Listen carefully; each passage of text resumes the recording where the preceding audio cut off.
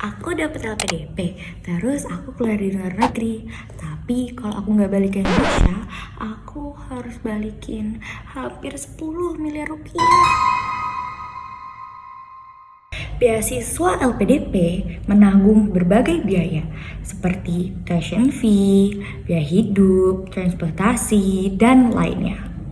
Namun, penerima memiliki kewajiban untuk kembali ke Indonesia. Jika tidak, dana tersebut harus dikembalikan.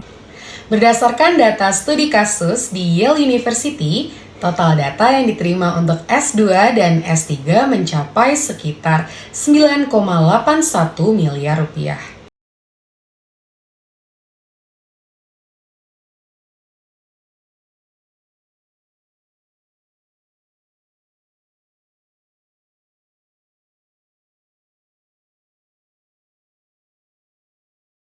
Ini tuh bukan sekedar angka, tapi ini adalah investasi negara. Jika dana ini harus dikembalikan, nilainya dapat bertumbuh seiring waktu dengan bunga, yaitu turunan A terhadap T sama dengan R dikali A. Solusi dari persamaan ini adalah A di dalam fungsi T sama dengan A0 dikali E pangkat R dikali T. Artinya semakin lama ditunda, jumlah yang harus dibayar akan semakin besar. Jika pembayaran dilakukan secara cicilan, maka modelnya adalah turunan L terhadap T sama dengan R dikali L dikurangi P. Model ini menunjukkan bahwa utang bertambah karena bunga, tetapi berkurang karena cicilan.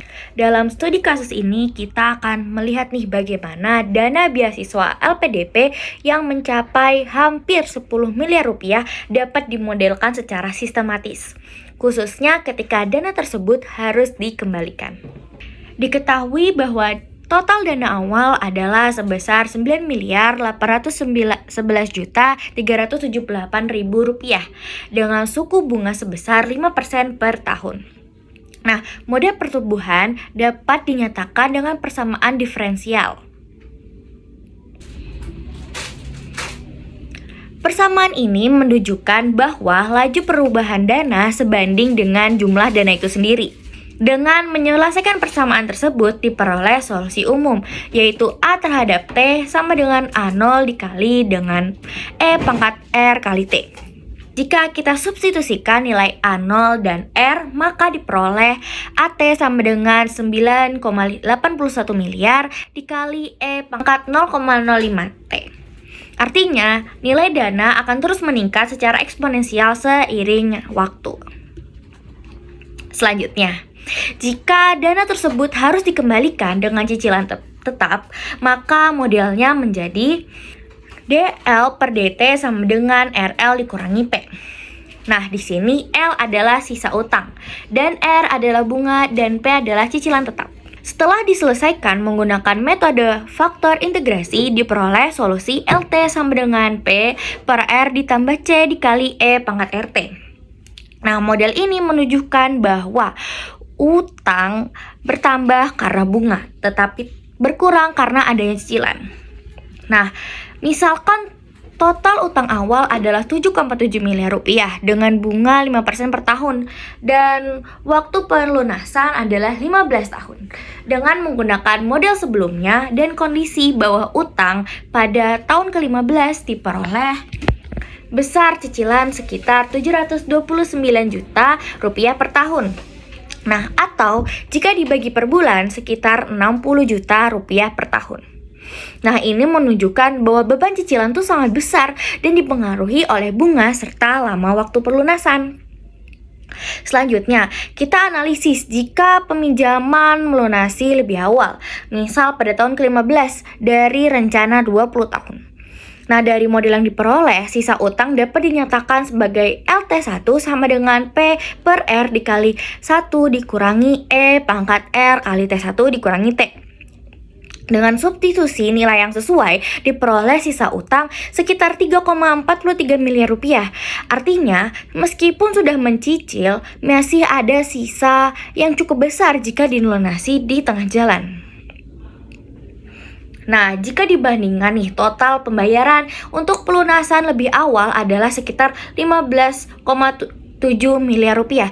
Sedangkan jika mengikuti skema normal selama 20 tahun, totalnya sekitar 15,52 miliar rupiah. Dengan demikian, pelunasan lebih awal dapat menghemat sekitar 447 juta rupiah. Keuntungan utama dari pelunasan lebih awal adalah berkurangnya beban bunga. Namun kerugiannya adalah membutuhkan dana besar dalam waktu lebih cepat. Nah, untuk analisis lebih lanjutnya, kami menggunakan perbandingan model bunga kontinu dan diskrit, di mana model bunga itu ya ini dan model bunga diskrit itu ini. Dari perbandingan itu didapatkan grafik ini, di mana nilai dana awalnya itu 9,81 miliar rupiah dan suku bunganya adalah 5% per tahun dengan rentang waktu T itu dari 0 sampai 20 tahun. Nah, maka kontinu AT sama dengan A0 dikali E pangkat R kali T menghasilkan pertumbuhan paling cepat karena bunga dihitung secara terus-menerus. Model diskrit bulanan mendekati model kontinu karena frekuensi kapitalitas yang tinggi, yaitu 12 kali setahun. Nah, model diskrit tahunan menghasilkan pertumbuhan paling lambat karena bunga hanya dihitung sekali setahun. Nah, semakin tinggi frekuensi kapitalisasi, semakin besar nilai akhir dana pada waktu yang sama. Yang kedua, pengaruh suku terhadap pertumbuhan dana.